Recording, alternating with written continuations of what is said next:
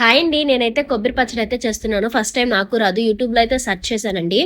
అయితే ఉత్తి కొబ్బరితోనే చేశారు. నేనైతే ఇలా ట్రై చేశాను. కొబ్బరి అయితే కడిగేసి సన్నగా తరుక్కున్నాను. ఇక్కడొచ్చేసి వేరుశనగ పప్పు అయితే ఏసానండి. ఇవైతే బాగా దోరగా వేయించుకున్న తర్వాత ఎండు మిరపకాయలు అలాగే కొబ్బరి అయితే వేసుకోవాలి. కొబ్బరి అయితే కొద్దిగా వేగిన తర్వాత అయితే ధనియాలు జీలకర్ర అయితే వేసుకోవాలి.